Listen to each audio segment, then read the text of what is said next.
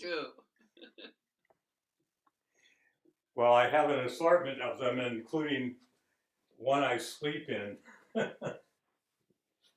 um, Oftentimes when I come to teach, especially on Tuesdays, because there is this class that a couple of you are a part of, which is the yoga and the 12 steps, and I don't know exactly where to begin here.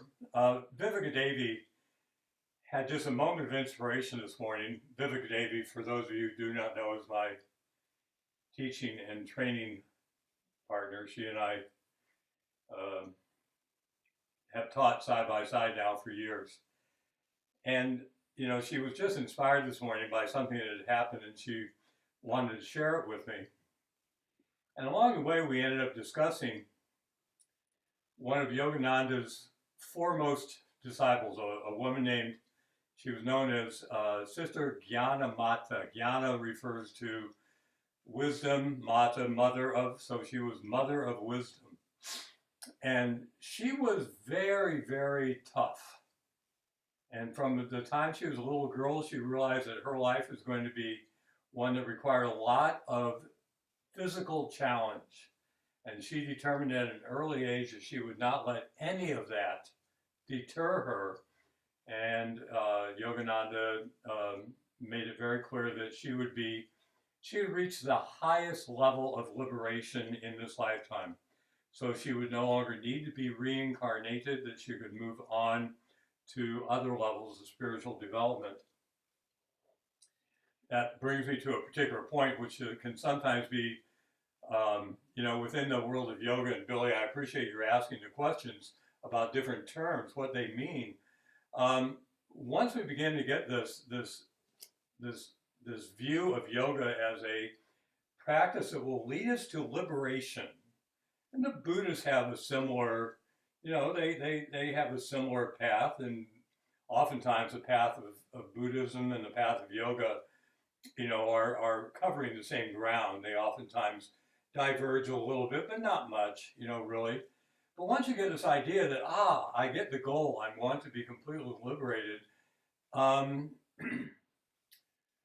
we oftentimes get the idea, and in the yoga terms, it means that when you reach this point of samadhi, where you never again descend into matter consciousness, where you're always aware of the divine presence within you, within all situations, nothing is going to matter, because you are completely, to that level, liberated.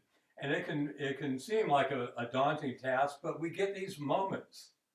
There's even a special term for it. It's called Sabikalpa Samadhi, meaning that you have an experience of divine bliss, complete and total, but then you slip back down into material reality, either periodically or for a time, and then you again can reach that higher state. And once we realize that, hey, that's, I can see, I might get there, if I do these things, which are the teachings of yoga. But Jnanamata, really had an awareness from a young age that she was going to be required to overcome a lot. And of course, in yoga terms, that enduring, that accepting, I think traditionally tapasya is described as accepting without causing pain. It's a great concept to get down. That when things are difficult, when things come to you that make you question, can I do this? It oftentimes is helpful to understand that in the saying of yes, I can overcome this, because we are aware of the divine present with us. And we sometimes call this by the word courage. Let me go ahead and read to you something before we start our practice. And this is from Sister Jnanamata. She wrote, in education, not enough stress is laid upon the need for courage in the character. We must learn to endure. And the only way to learn is by enduring. In courage, one sees the brilliant triumph of the soul over the flesh. And so all of us, when we encounter those things that are challenging in our lives, as soon as we say yes, rather than trying to avoid, we immediately invoke our higher self. And this is not easy to do. It doesn't come naturally. We tend to want to avoid, go around, somehow diminish the impact that something is going to have on us. It doesn't mean we have to always choose the hardest thing, but rather to be able to endure those things that we cannot change. So let's go ahead and begin, because it is a little bit cooler. Make sure that you're comfortable. We'll begin our pranayama with Surya Beta Pranayama. The ways in which the teachings of India weave into nature is a very interesting thing, because when we practice pranayama, we're invoking the divine flow of energy to move through us using our willpower to direct that energy to accomplish a particular end. In this case, it is to warm up. It is to work with friction, to endure the friction, knowing that there will be a sense of expansion that comes as a result of it. And so as we begin our practice of Surya, that's solar or the sun, Beta, expanding pranayama, controlling of the energy, what we find is that we are able to direct the energy in a way that goes against the grain a little bit, but which ends up providing a sense of inner warmth. You might perceive this physically, but really it's more of a subtle energy level. So as we begin, let's go ahead at this point and begin with a simple check-in. Check in, how are you right now? How is your body in this moment? How does it feel as you begin to turn your attention to the breath itself? And so it is that as you inhale, can you reach down, mentally that is, reaching down into the pelvic floor and draw the breath inward and upward from that point? You'll feel it in the outer body with the belly, ribs, and chest expanding. And on the exhaling breath, of course, everything in reverse. But again, we're staying to the core of our body right now. We're really focused on the inner practice, even though we sometimes move to the outer body and notice, I can feel what's going on here. So go ahead and breathe diaphragmatically. Do it on your own. Take your time. You might begin to measure it a little bit, using a finger to tap a little bit if you like. But go ahead, please, and begin to breathe deeply, diaphragmatically, noticing whatever there is to notice. And again, if there's any need to adjust, please do. So as you begin your practice now, go ahead and begin to breathe in that way, full diaphragmatic breaths. I'm actually going to turn the heater on in my room, in my space.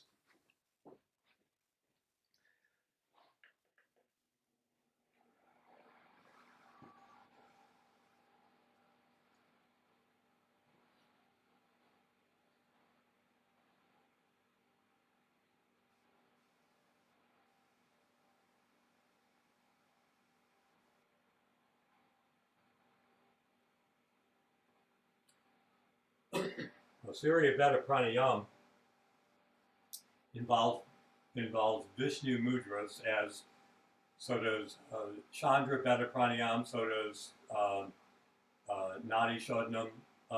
And so we use Vishnu mudra, index, middle finger down, palm of the hands. We do this often, so all of you know how to do this. And go ahead and place the thumb and the two last fingers on the sides of the nostrils. And make sure, again, your posture is good, and we're going to go ahead and inhale right, hold, exhale left. That's the pattern. So as you exhale all the way, go ahead and close your left nostril, inhale through the right to a count of 6.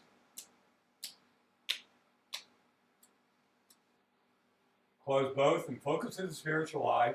And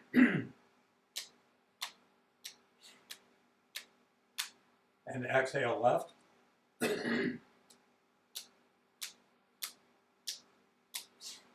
Inhale right. Close both. Exhale left.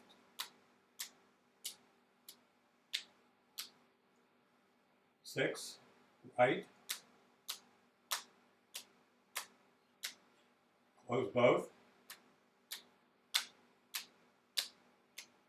Exhale left. We'll stretch it out a little bit. So inhale right to a count of 9. So inhale right.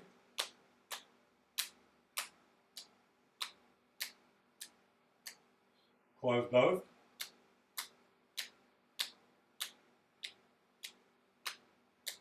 Exhale left.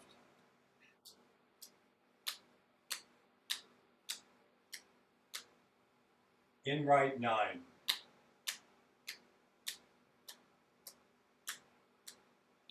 Close both.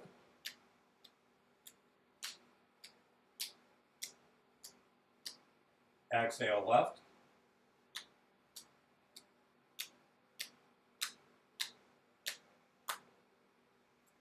In right.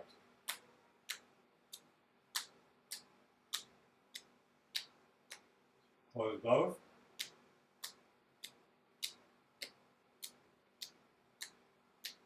Exhale left.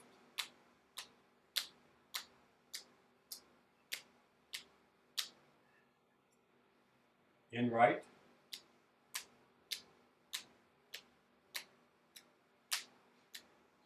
Close both.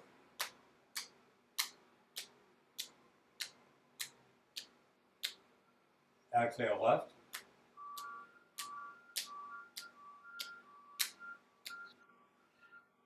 Lower your hands down. Now allow the breath to begin to flow through you. The requirement here, in order to notice what has happened, is to hold your attention relaxed but focused to the spiritual eye, and then to allow the breath to flow through you.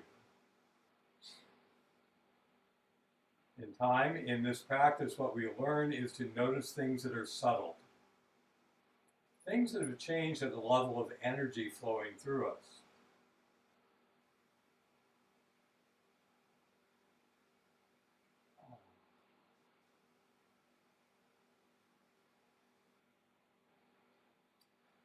So let us now go ahead and begin our physical practice by just being right where we are and bringing our hands to our hearts.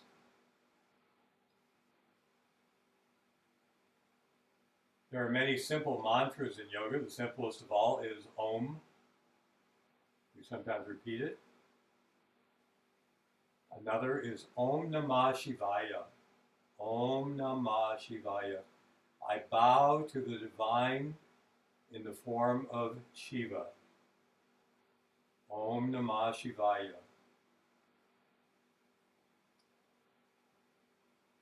Shiva, for those of you who may not quite have this down, is just one of a trinity of divine aspects to a single divine reality. Shiva being that one who destroys our delusions and makes room for new, one might say, plows the ground for spiritual future growth. Om Namah Shivaya. I bow to that which will destroy my delusions.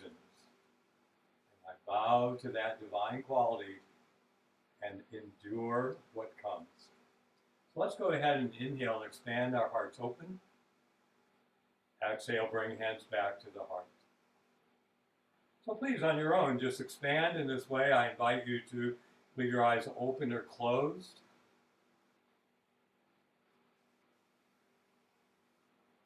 Much of Hatha Yoga, when practiced in a particular way, is about this matter of accepting discomfort. I'm not going to use the word pain. Accepting discomfort and enduring it because it will be to our benefit. Beautiful. Let's go and lower our hands back down. I will say that when we practice Tapasya, it is not simply for the sake of enduring, but it is for the value of enduring long enough to notice the subtle presence of the divine in all situations. So when things are not going well with our bodies or in our lives, and sometimes it can be something such as a natural disaster, that we will find opportunities if we are able to endure without wishing things to be different than they are. Om Namah Shivaya. I bow to this divine reality. It is making way for a new space within myself for expansion. Let's go ahead and expand a little bit on the sides of our body by bringing our right hand beside us, inhaling left arm up. Let's lean into the simple seated side stretch. Feel free to experiment with what it's like to look down into your right or up into your left. But breathe deeply into the left side of the body. And either move the right hand away or bend the right elbow a little bit to create a little bit of extra room, but also to engage the body, always staying to a point where there is resistance that you endure, but which you can also infuse with power. So inhale into the tension, exhale and feel the sense of release. Let's inhale the left arm up, exhale left arm down. Take a moment to pause and notice the left and right sides being different now. Before bringing the left hand beside you, inhaling the right arm up, and coming into the stretch. So as we inhale again, you might borrow the affirmation from Half Moon Pose that strength and courage fill my body cells. Strength and courage fill my body cells. One could say that we build courage as we build our strength to endure. Another breath, stretching a bit deeper, but never to the degree that we cause pain or suffering that is unneeded. Inhale the right arm up and exhale the right arm down. So I would invite you to find a strap, something that you can use to reach out to your leg. If you are, one of my favorite yoga teachers from years ago was Joseph LePage. Joseph LePage, Kathleen, you may have run into him. Joseph LePage is the founder of what's called, he's one of the original yoga therapists. And he called people who could do certain physical contortions flexi flyers. So if you're a flexi flyer, you can reach out and grab your big toe. If that is not you, you'll have a strap. So let's go ahead and come into constructive rest position. Placing the strap on our left foot, straighten the right leg out along the floor, and drawing the left leg to its end point. So in many of the yoga postures, part of what we are doing is to be very conscious of small changes that create a higher level of resistance. So for example, push through the left heel, draw the left leg a little deeper, place the strap on the mound of the foot, press the right leg firmly into the floor, and now you have a nice level of resistance into which you can place both your awareness and direct the breath. And every time you exhale again, feel free to explore. Maybe a little bit more, maybe a little bit less tension is good.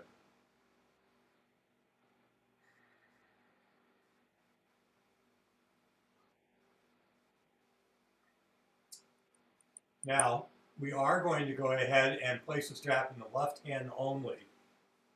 Reach the right arm out from the heart and open the left leg to the side. But not so much your right side of your body, your right hip or right shoulder roll off the floor. So reach the right arm out. It will counterbalance the left leg that's over there. Breathe into this new stretch and breathe deeply and again diaphragmatically.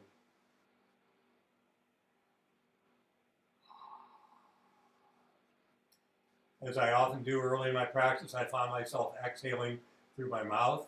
Sometimes it even is audible. It's just a way of dumping extra energy so we no longer have it in the body as tension, but rather we have released and created space. Let's inhale the left leg back to center. Take your strap, extend the left arm out, and roll. This time your left buttock will come off the floor. Probably an important note, the right leg is active here, so push through the right heel. Press the right leg into the floor. Turn your head to the left if you like. Ah. Boy, this twist feels really good. Let's take a few more breaths here.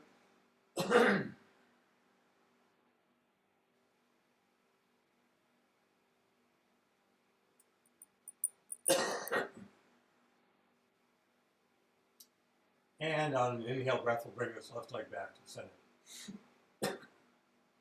Let's go ahead and switch legs. So right leg now.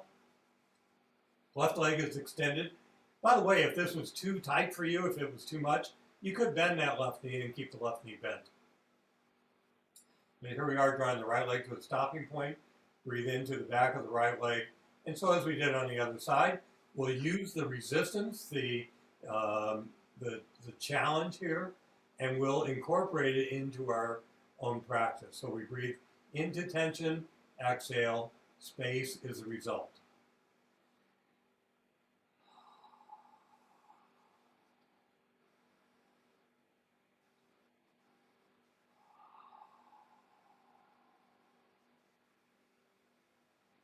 Now with the strap in the right hand only, we'll, on an exhale breath, open the right leg to the side.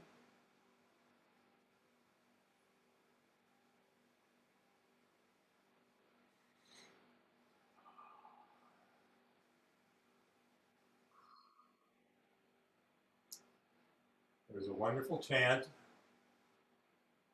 It's St. Teresa's admonition. It says, "Patient endurance brings us to victory. Once you have God, you'll want nothing more." Ah.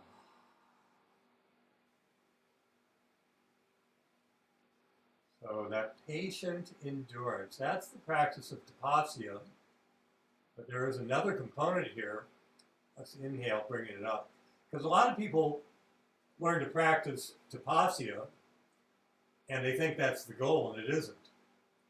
The goal is another of the niyamas, and it is Ishvara Pranidhana, devotion as you are enduring.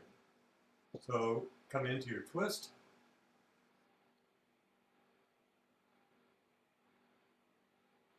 And notice this level of resistance wherever you find it. Don't turn away from it, but breathe into it.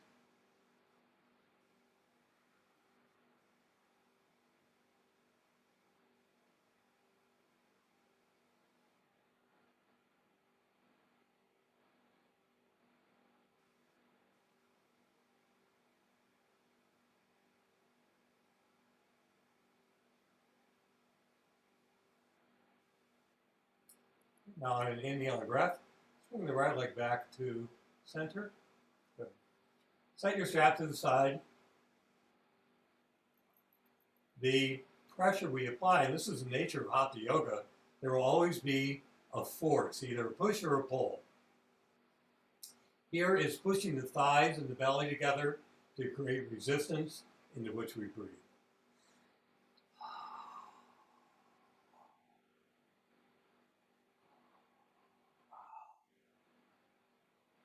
And then as we exhale, we'll come back down here. Let's go ahead and bring our heels in line with our sit bones. Keep your feet flat to the floor. Spread your toes wide and bring your hands down. We'll do a little bit of flowing Setu Bandha here, just again to warm up the spine. So press the lower back flat, heel the spine up. Exhale, return the spine to the floor. Inhale, arch it back up. Exhale, press the lumbar spine flat. Inhale, peel the spine from the floor. Exhale, return the spine to the floor. Inhale, arch it back up. So there's 2 complete rounds of breath. Exhale, press the lower back flat. Inhale, come up. Exhale, return the spine to the floor. Inhale, arch it back up. Good. Let's go ahead and do a few more of these on our own.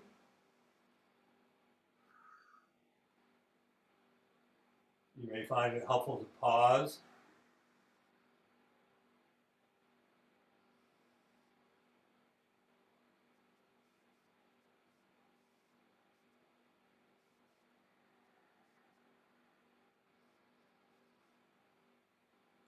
Let's do one more round, and next time, as we return the spine to the floor, bring your hands to your heart as you exhale, curl. Crunch. Inhale. So we're really using the core of our body to create a center of warmth, of heat, of fire in the belly. The yoga word for this is Agni, A-G-N-I.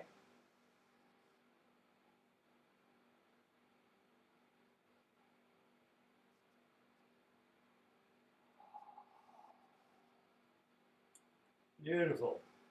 Let's go ahead at this point and come into our external hip rotator. So deep hip muscles.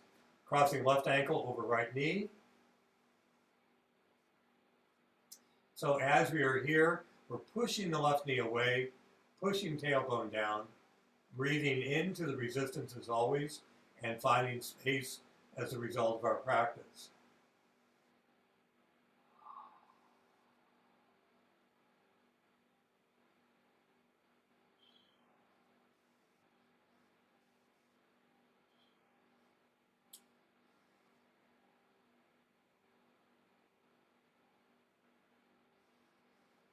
Now, if you like while we're here, you can rotate your right ankle in circles, but don't let this be thoughtless. It's easy just to have the ankle out there while your mind is elsewhere. If you're going to rotate here, put your attention in the ankle as you rotate. Good.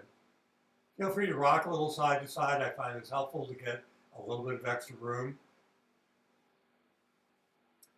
And maybe we'll do a deep squat when we come up standing, and you'll find this to be beneficial. Let's go ahead and alternate.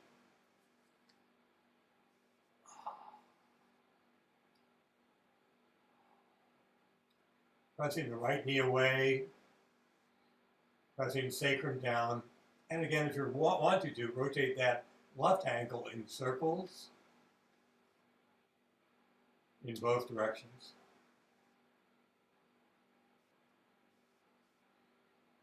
Again, a little rocking may be helpful to create a little more room.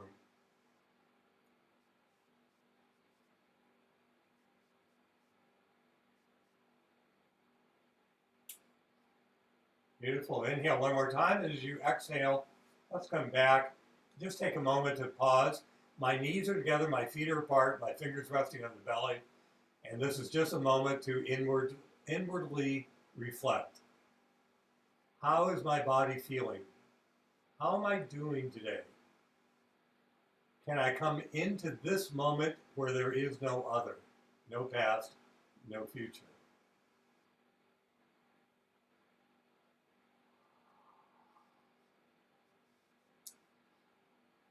I'm getting the feeling we're going to sort of work our way up to up to our feet. And so we're going to do some things I would normally do near the end of the practice. I think we're going to do them near the beginning instead. So with that in mind, let's roll to our side. Come up. Let's find ourselves first in Dandasana. Now, in the level 1 yoga teacher training for Ananda Yoga, there are about 5 neutral poses listed. Those include things like child's pose or firm pose, things like that. In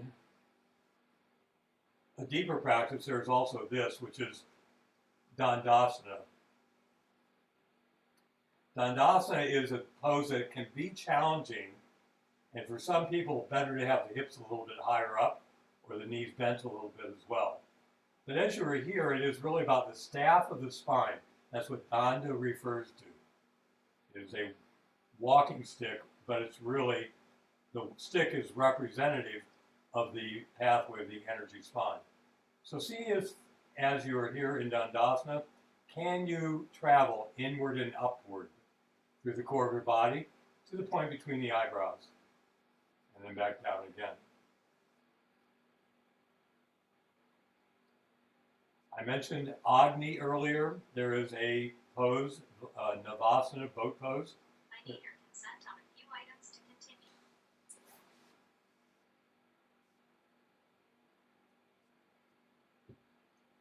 There is Dandasana, and then there is boat pose, which if you simply bring your feet flat to the floor, lean back until you have a tripod, all of you have done this before, and then bring the legs up. You can do one at a time. You can lightly touch the heels to the floor if that's enough for you. But boat pose is one of those poses that really offers a challenge in the core of our body. But it also awakens this fiery self-control.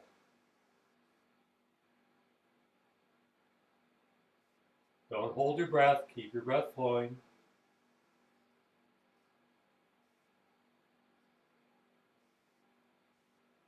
Beautiful. We're going to come over and into a tabletop position. We're just warming up here. So in this tabletop position, your toes could be turned under, and we'll just cat-cow. Oh.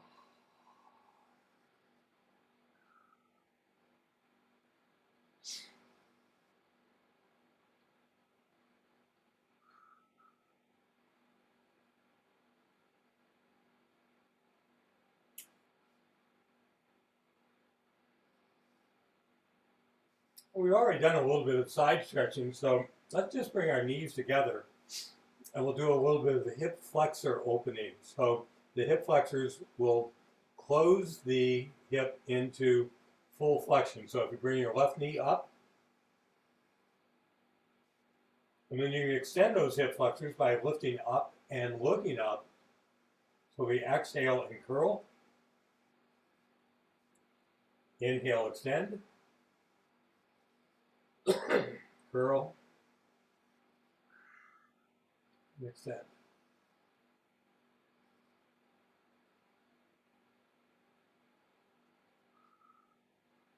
Let's bring the left knee down. We'll move to the other side.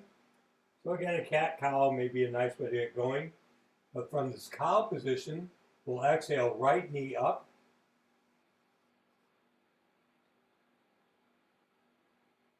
Please keep your elbows straight. There will be a tendency to bend them.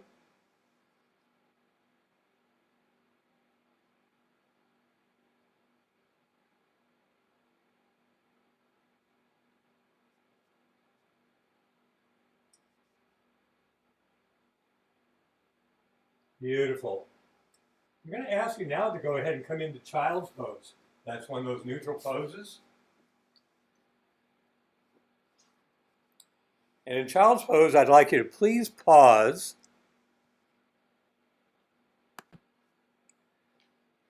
Now from child's pose, we're going to be coming into downward facing dog. So, reaching your hands out, turning toes under, inhale, and you'll come first into plank pose. Plank pose is another pose that has, at least in my practice, a neutral quality. Many people, I mentioned this to a friend and student the other day, and she said, well, it doesn't feel like a neutral pose to me. And I get it, you know. There is something about it that also requires this quality of endurance. So learning to hold here, but also learning to modify when you need to is a great practice. But it leads so naturally into downward facing dog, which is many things, but again, once you accomplish down dog, once you are accomplished in its practice, there is a level of easefulness. And so you can certainly work in the pose. You can really lengthen. But there's also this quality of letting go. You will hear it in the affirmation, calmness radiates from every fiber of my being. Good. So inhale, heels up. Exhale, knees down. And now, just a moment of being here in Vajrasana. All of you are skillful enough, and I trust you to know that even if I don't suggest it, that you should modify as needed. So one of the quick and easy modifications for this pose is if you have a block, you simply put it there so that you're not completely flexing the knees.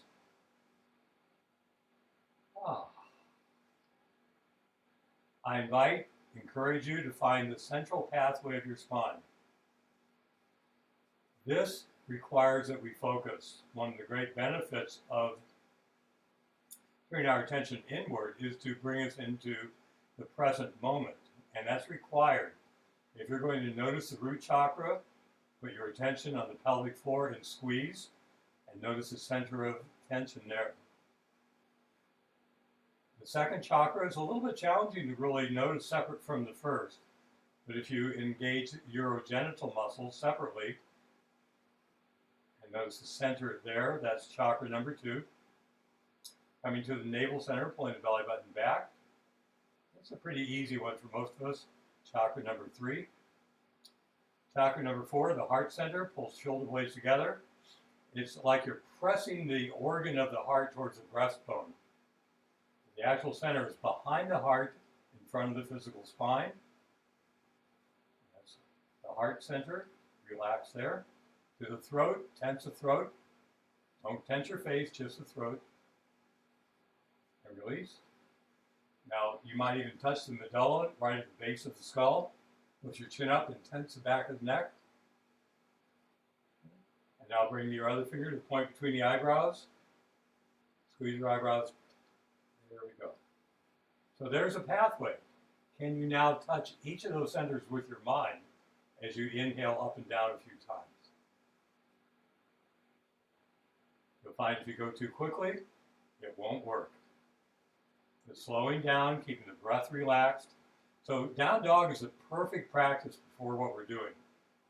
In down dog, we affirm calmness radiates from every fiber of my being. And in this practice, if we are going to touch each center going up and each center going down, calmness is required.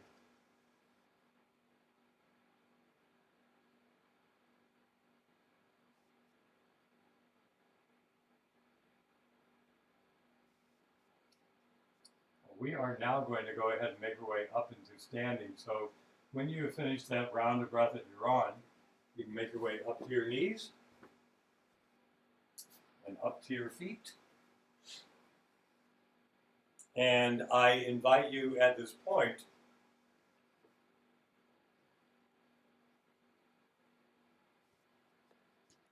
oh my. I hope my camera didn't stop because my computer just came up with some unexpected thing. So that once we come up to our feet, it's good to take a moment, and if you have a chair nearby, it will come in handy for you. If you're in a place where you have a wall nearby, most of you have been, at what now was our previous yoga studio, and where we would oftentimes go to the walls and use the walls. But we're going to be coming into what is called Ganapati Asana. Kathleen, you may know it as Warrior 3. But it is a balancing pose that oftentimes requires a little bit of extra support. But let's first come to Tadasana, standing on our own 2 feet. Toes spread wide, weight to the front of the feet. Inner thighs are active, tailbone is pushing down, The core is engaged, but not overly so. All of this is just to offer support and grounding, so that when we stand in Tadasana, that we are able to say loudly and clearly that I stand ready to obey thy least command. There's a lot to unpack in that affirmation.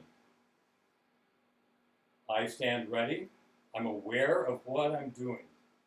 I am anchored where I am. And I am prepared. I'm actively listening for divine guidance that I will only notice from within myself. I stand ready to obey thy least command. So let's go ahead and do a little bit of Dirga Pranayama here. And so I'm turning to the side so that for the sake of the camera, we can inhale up, long backward bend, exhale down. Remember, if it was better for your body, you could even use a chair now and come here. In fact, that feels really good. And then go all the way up again. Exhale. Your hands could be close to your body, and if it's okay to not use a chair, you could come all the way down. It's really nice stretching with the strap, the back of the leg. I can feel quite a bit of space that wouldn't have been there if I was warming up using this alone. Beautiful. Let's inhale and just continue on your own. You don't need to follow me. Rather follow your own rhythm. And if your rhythm says, let's pause, let's come down, exhale. You might bring elbows and hands together. You might let your head be relaxed, your neck long.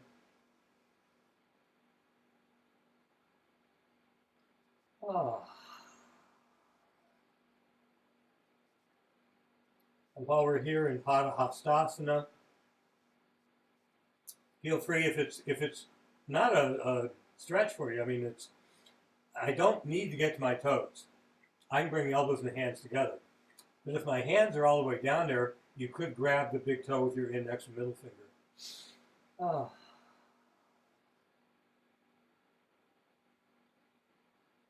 Nothing on earth can hold me. Nothing on earth can hold me. When you're ready to rise, feel free to bend your knees so you're not using your lower back too much. Inhale all the way up. Long backward bend. Exhale, arms down and to the side. Oh, boy, that felt good.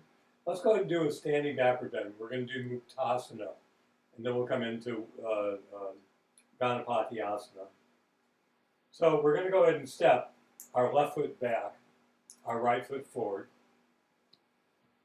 We're going to rotate the left foot to an angle, so the entirety of the left foot stays to the floor. And when we bend our knee, we now have what's going on. We have external rotation of the left hip. The hip flexors are engaged. And if we sweep our arms up, relax shoulder blades down, we have a great foundation for keeping the heart open and uplifted.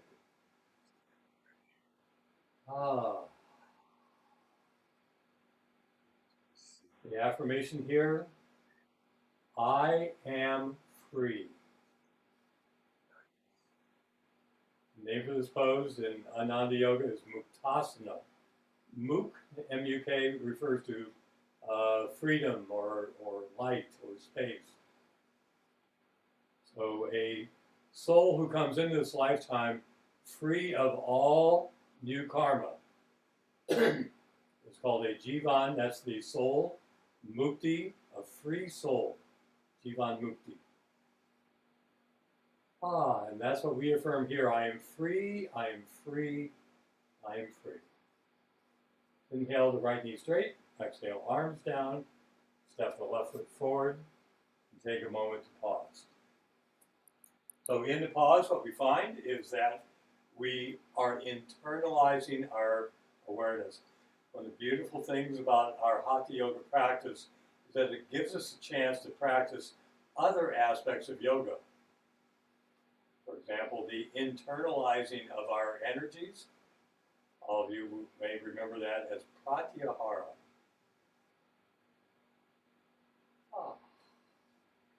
Putting our weight now on our left foot and stepping the right foot back. Again, the right foot is angled. You can either do the top half first or the bottom half first. If you do the bottom half first, it's lunging, engaging the legs, engaging even the up to the navel center is engaged. So when you sweep your arms up, you can really relax your shoulder blades down and open the heart wide.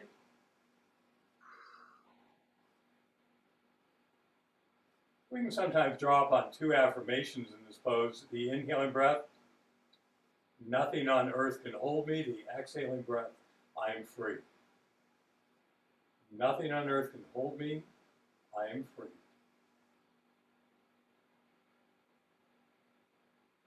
Nothing on earth can hold me. I am free. Beautiful. Let's inhale the front knee straight. Exhale, arms down. Stepping forward. Again, taking a moment to pause and turn your attention inward. So it is that the energy will tend to follow where your attention is placed. This can have great implications because if you are going through a period of time in which you are lacking willpower or self-control, that you could take your attention and place it firmly at the navel center after a yoga posture and have the energy feed into that navel center. You could, if you are experiencing a challenge of the heart, an absence or a lack of sufficient courage, for example. Again, putting your attention to the heart center allows the energy to go there. So become skillful in your practice. Notice what's going on in your life and learn enough about these chakras to turn your attention to them after a yoga posture in order to get the benefit of that energy.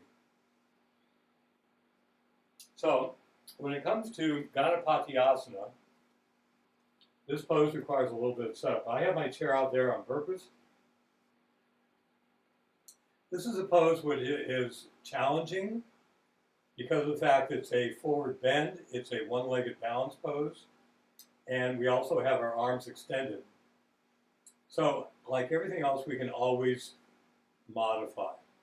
For example, instead of bringing the arms up this first time, you could simply fold like this. Keeping the arms down, even out to the side, they give you a better chance to balance. Bending the weight-bearing leg, which is in this case your right leg, would allow you to bring your hands out now and to here. So now I can bring my hands together. And with the help of the chair, I can really have a nice experience of weight bearing. Lengthen the spine, lift the heart up.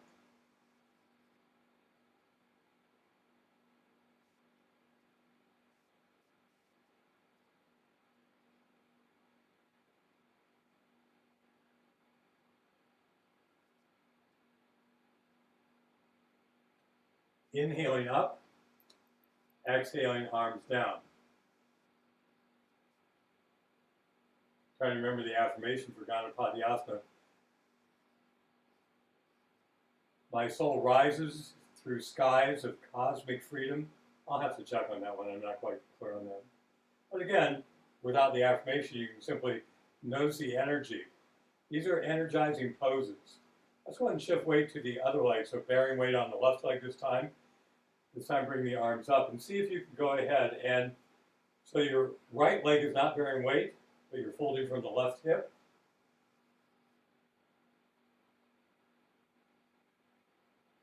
And eventually you sort of lay yourself out sort of in this parallel to the floor. But again, the chair allows you to get the benefits of the pose.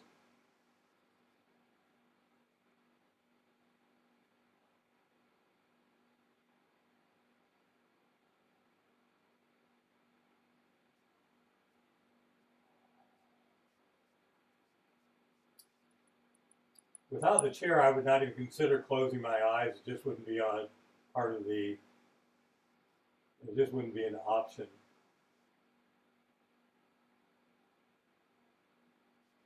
My soul soars through skies of inner freedom. I think that's it. My soul soars through skies of inner freedom. Inhaling up, exhaling down. My soul soars through skies of inner freedom.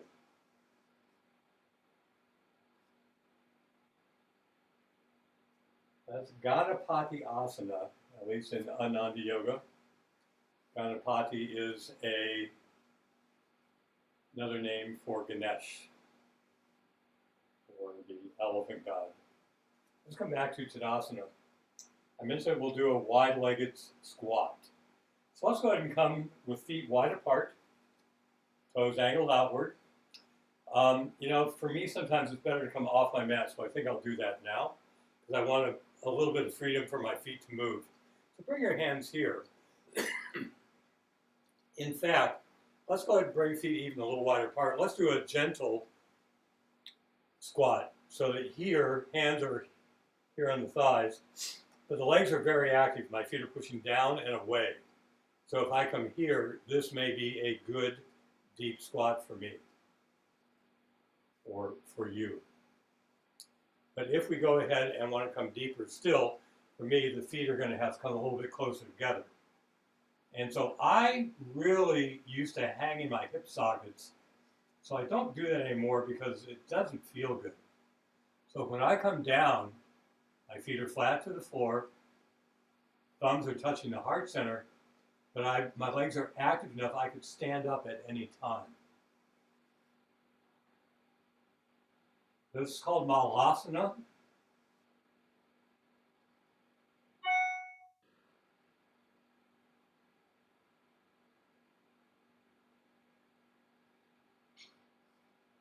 As we inhale, let's come up, eyes open, coming back to standing mountain pose.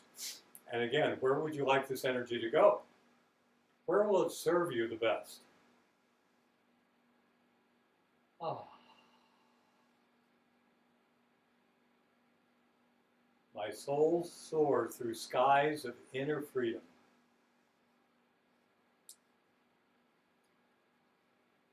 Let's go ahead at this point, and we're going to go ahead and come into a wide-legged standing posture. Again, the chair could come in handy for you. I'll do it in profile. If I spread my feet wide apart and don't want to come down all the way for any reason, I can come here and keep my spine relatively neutral. So this is Prasarita Padottanasana. And so if your feet are wide apart, and it is okay to come all the way down, you can bring your hands all the way to the floor. I'm moving my feet even a little wider apart. Softening the elbows will allow my spine, my torso to really hang. But the feet are constantly engaging and pushing down and away from one another. Oh.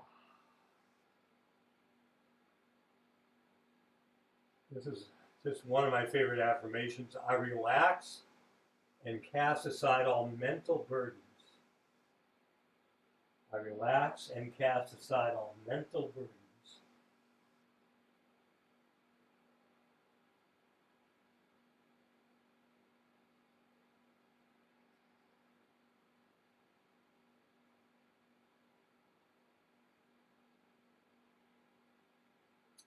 Coming back up, you may want to walk your feet together a little bit more, bend your knees, and use your arms to help lever your way up. We're going to come into extended side angle pose. So if you'll turn your right foot out, your left foot is perpendicular to the right. We're going to go ahead and bend that right knee. The right elbow is going to rest on the right thigh, right palm upturned. Inhale, left arm up and over.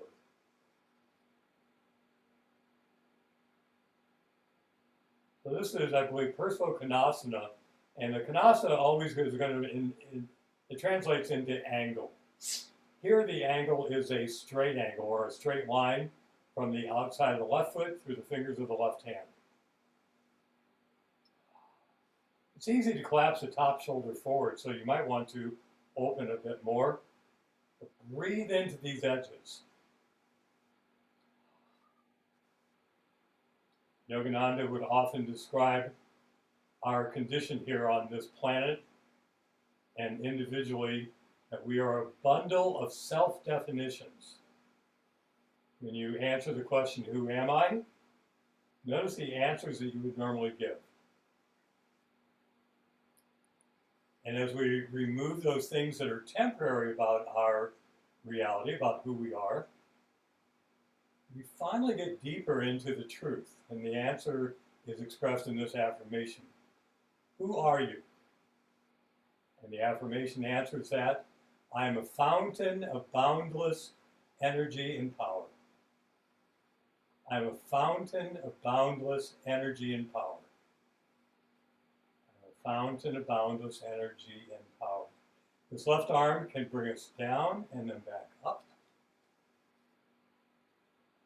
Exhale, arms to the side. I invite you to pause and notice the after effect, the energy that continues to move. And then let's go to the other side. So left foot pointing outward. Let's lunge first. Check for alignment. Your knee is traveling in the direction of the second toe.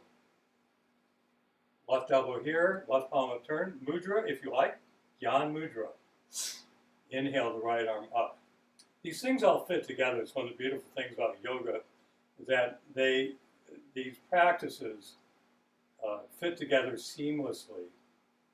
So here we are affirming, having the wisdom to affirm that I'm not the roles I play, but rather I am the Jivan, that deep, permanent soul being. And that the nature of that being is to be a fountain of boundless energy and power. And the mudra, Gyan refers to wisdom, is a wisdom to understand, to know this as truth. I'm a fountain of boundless energy and power.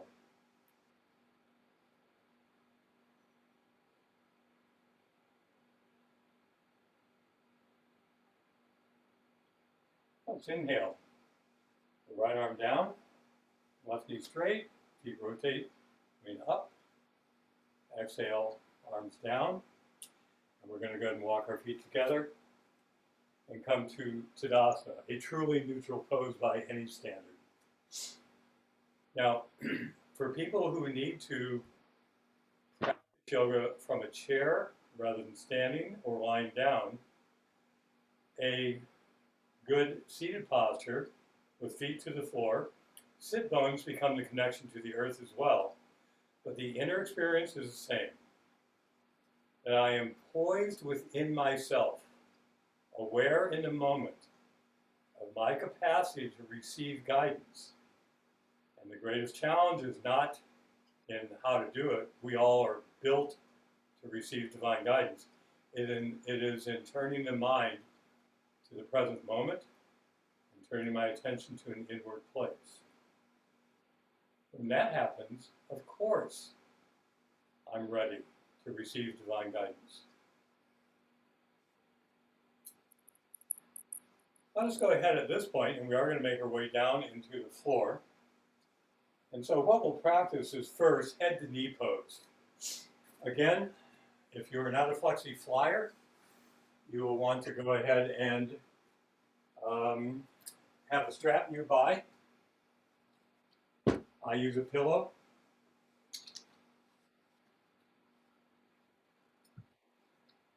And so if we begin by bringing the right heel here, the left leg extended, and the right foot is on the inside of the left thigh.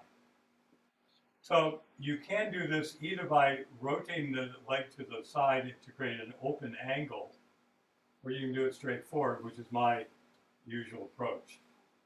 And the deal about this is that if I am here using the strap, I aim straight out with my heart towards my toes. Imagine if I were to open this leg to the side, I would have to rotate to move in that direction. and it adds another level of challenge. So keep the legs straight forward, and you do not need to round your spine. You keep your spine neutral and then lengthen.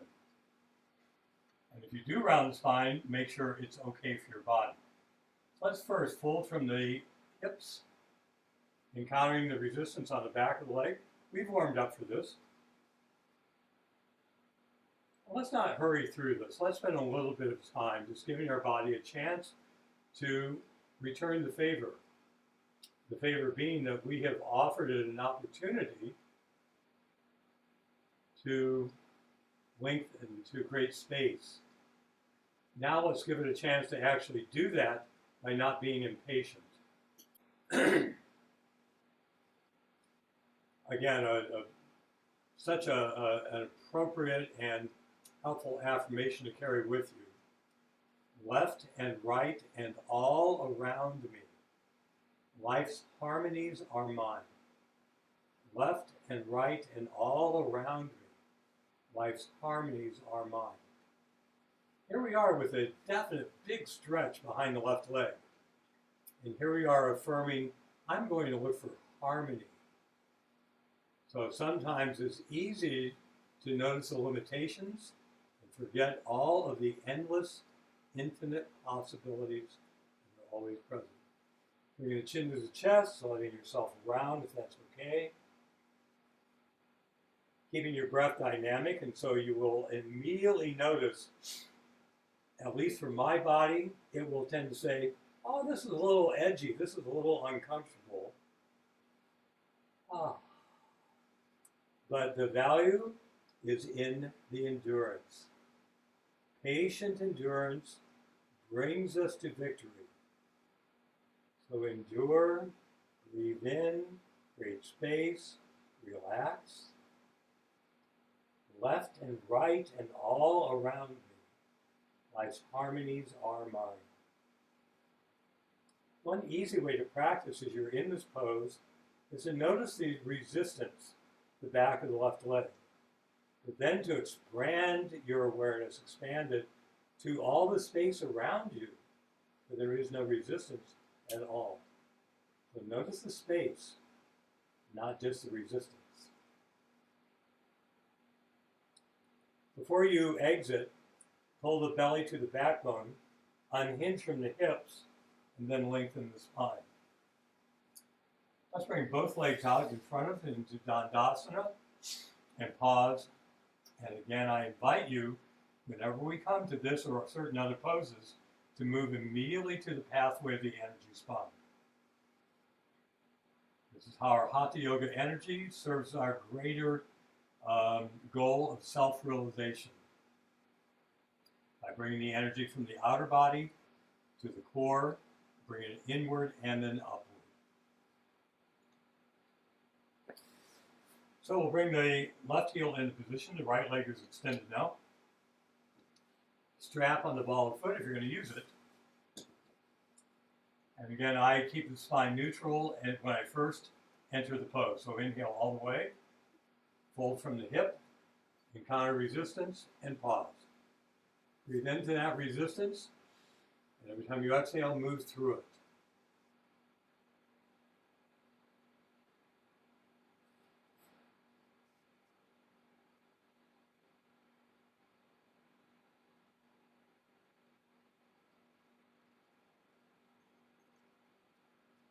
If it is appropriate for you, please round the chin to the chest, let the upper spine round. Whenever we relax, whenever we exhale in Janu Shavasana, one of the things that we do is we relax in two directions. One is towards the extended leg and foot, the other is towards the knee beneath you.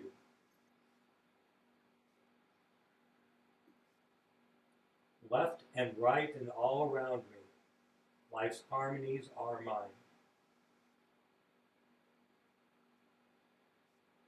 Left and right and all around me, life's harmonies are mine. Beautiful. Let's inhale coming up.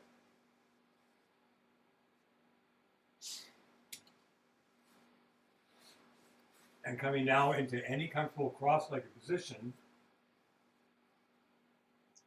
And for the purpose of our practice today, we'll call whatever seated, comfortable position you're in, we'll call this Sadhana. Palms are upturned. Gaze is held to the point between the eyebrows. The mind may very well be traveling that pathway from pelvic floor to spiritual eye and back down again.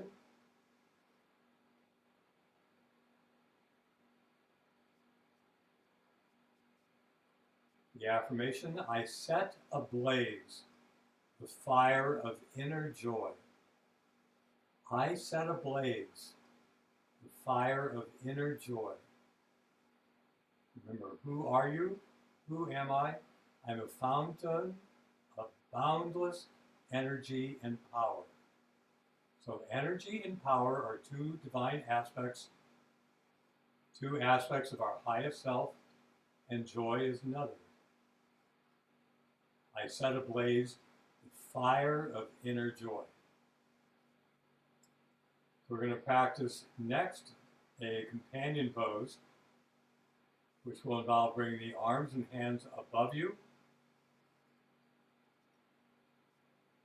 You can make temple mudra with your fingers. You can soften the elbows a little bit away from the ears. So we'll use a bandha here. A bandha is locking one of the chakra centers into place, using the physical body to apply the pressure. So as you inhale all the way up, pull the belly button to the backbone, and hold your gaze to the spiritual eye. The bandha is the seal or the closing off of the navel center by using the bandha here. And as you exhale, you release the breath, and you release the bandha. So inhale, bringing energy inward and upward. Seal it or lock it in place by pulling the belly button back. Or keep your upper body relaxed, your gaze held to the spiritual eye. It's like you're squeezing the end of a water-filled balloon to create pressure on the end up here. And then as you exhale, you release. We'll do one more. As you inhale, apply Mula Bandha. Let's see, stomach lock.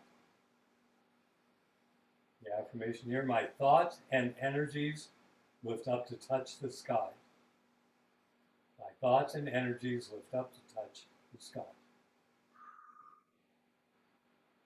As you exhale, release. The next inhale breath will bring your arms up. Exhale, arms down and back to Siddhasana. These two affirmations are beautiful companions. I set ablaze the fire of inner joy. Think about what happens when you set a fire ablaze, and what begins to rise. It is both the smoke, but also the heat. Notice what has been transformed in a fire. You're transforming matter to energy. And so in these two poses, we transform the matter of our consciousness to the energy of our divine self. I set ablaze the fire of inner joy. My thoughts and energies lift up to touch the sky. Let's go ahead and come into a seated twist. So from the seated position, if you'll bring the right leg so it's perpendicular, or rather parallel to the edge of your mat here, put the left foot over. All of you know how to do this pose. So we're going to go ahead and lengthen. Feel free to use the right hand in any way you like. I often will begin here and then move it around. So keep your spine like a barber pole, so that when you rotate, you're rotating around the central axis.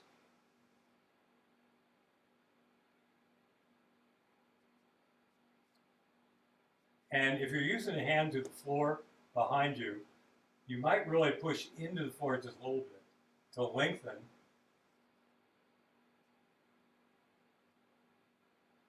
Twisting offers a particular level of resistance, but amidst all that resistance is the openness of the heart. I radiate love and goodwill to soul friends everywhere.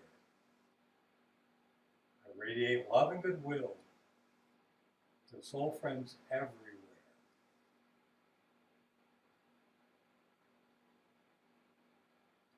All the length is still there as we inhale back to center. And let's come back to Sadhana, or this comfortable cross-legged position. Bring your attention to spiritual, relax for a moment, but maybe the affirmation continues to flow. I set ablaze the fire of inner joy. Oh. So we'll go to the other side now, of course, bringing the left leg into position here. My left heel is more or less right next to my right sit bone. That helps you as a landmark. Right foot is to the floor. Again, the left hand can begin where it will. Lift and lengthen. Inhale. Exhale into the twist.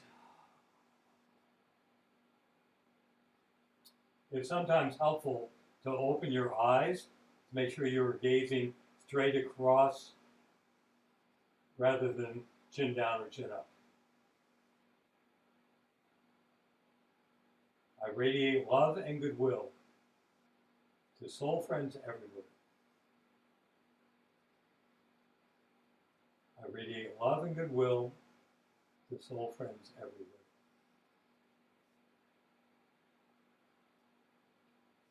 Beautiful. Let's inhale back to center. Again, come back to our comfortable seated position.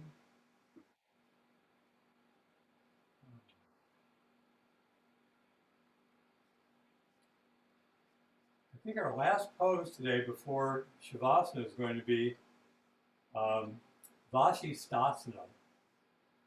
And it's a pose I always want to do more, and it somehow often it somehow gets left to the side.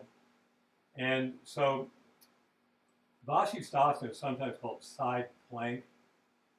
I'm not sure that really does it justice. But if you come off of your pillow, you come into plank pose. Let me go this way. And if you need to modify, it's an easy pose to modify. And there's lots of different modifications, by the way. It's not the only one. But you can bring your knees together, straighten your right leg out, roll onto the left side. So my left leg is bearing much of my weight, and the right arm can come straight up. I find this to be the easiest modification. And so if this is good for you, please hold it. If you want a more complete pose, you can begin in plank, roll to the outside of the feet, and bring the right arm up. You certainly can look up and to the side. The affirmation here is a big one. The calm fire of my concentration burns all restlessness, all distractions. The calm fire of my concentration burns all restlessness, all distractions. Good. Exhale down. Knees to the floor. Vajrasana. And if it's not okay to do this, and it's easier to be up here, you certainly could.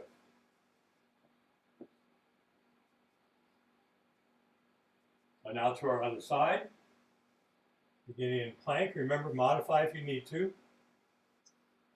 This time rolling on to the right side.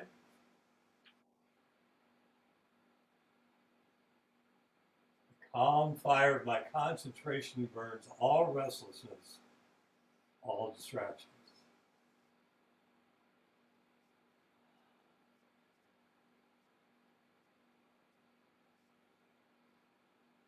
Exhaling, back to plank. You know, I'm feeling down dog is called for.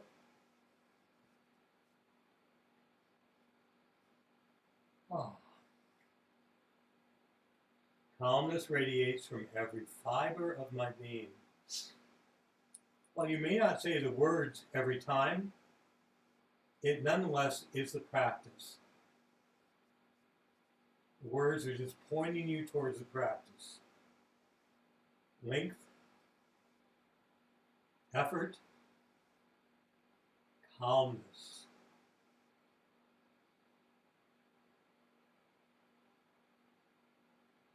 Inhale, heels up. Exhale, knees down. So now is the time for you to prepare for Shavasana. And I've realized that oftentimes in our classes on Zoom, I tend to have very short Shavasana. So let's see if we can get a full 4 or 5 minutes at least in today. So go ahead and make yourself comfortable lying on your back. You can use props if you need to. That's best for you.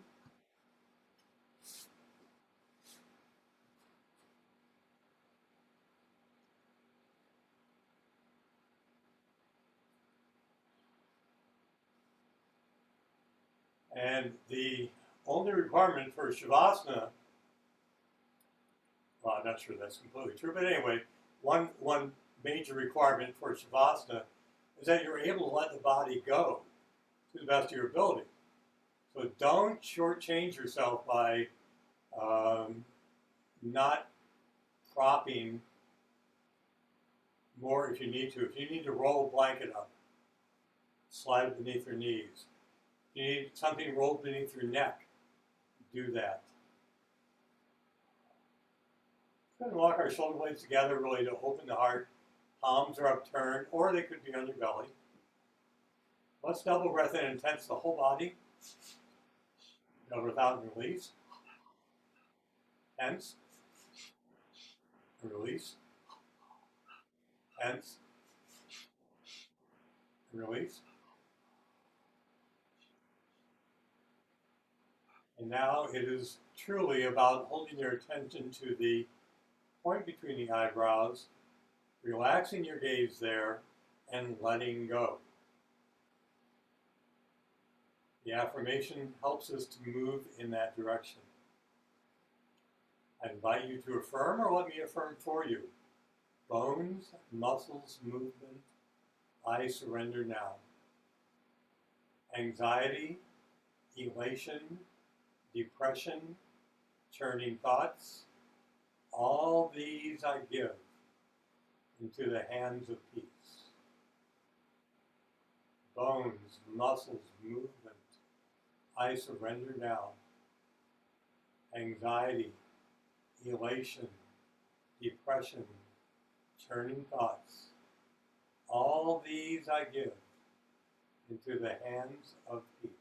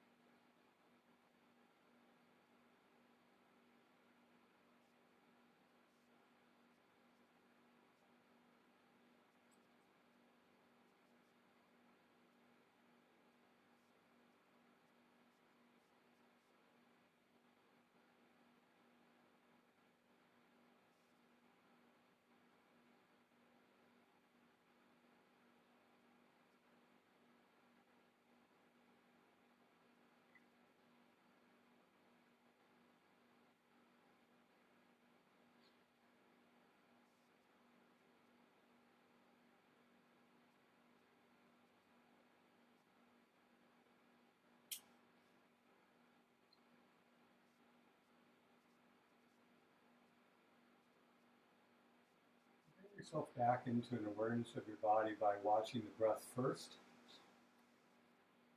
and then extending as you breathe into the farthest reaches of your physical body, to the soles of your feet and your toes, to the palms of your hands and to your fingers, and create small movements.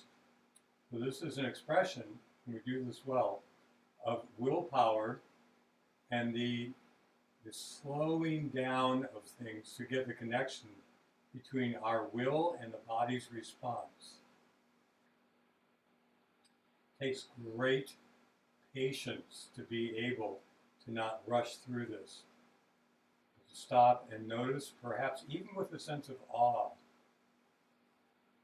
the level of power that we actually possess over the energy that is divine in nature and flows through us. It may seem mundane, but it is in fact an awesome capacity we have to move energy at will to create change. Moving fingers and toes, but also elbows and knees, ankles and wrists, and to control this so it doesn't get away with us. Suddenly it's possible for the cart to be in front of the horse, so to speak, where the body is now somehow moving on its own. So take your time, pull your knees to your chest, roll over to your side, move your way up into a seated position so that when you arrive, you have not lost this sense of inwardness or awareness.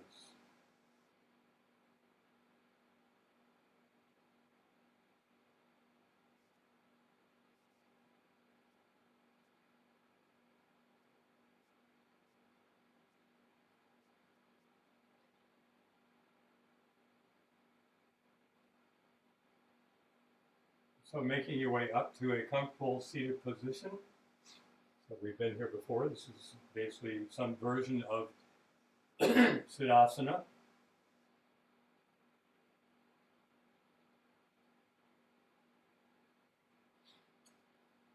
And I'll invite you to end our practice day with this affirmation from Affirmations for Self-Healing. It is on the quality of wisdom.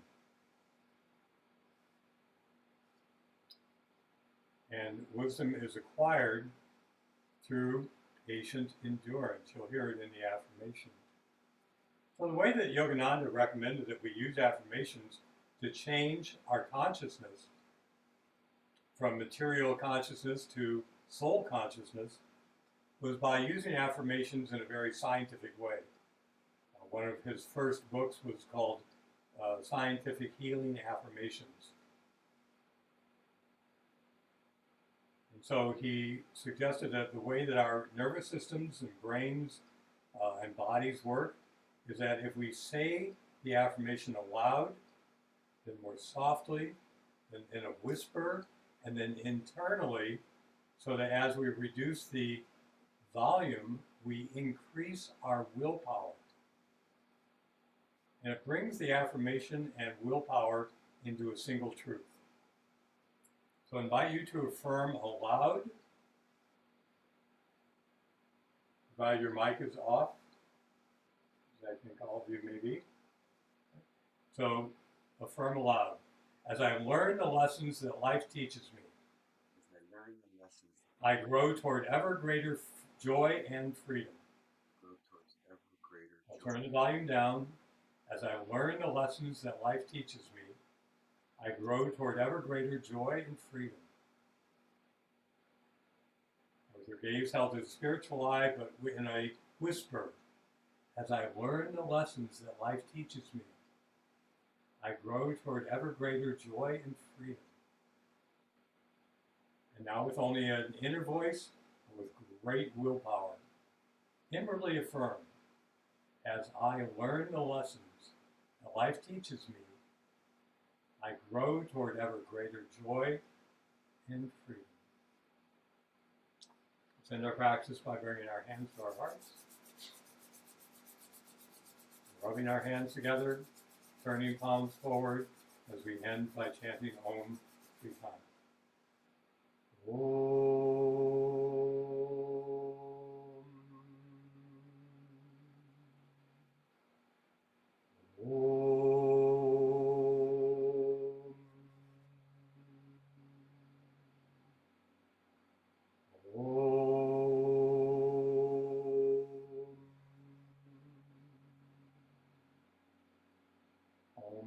Shanti, Shanti, Shanti. Namaste. Thank you, friends. I'll see a couple of you this evening and look forward to that. And blessings to you all.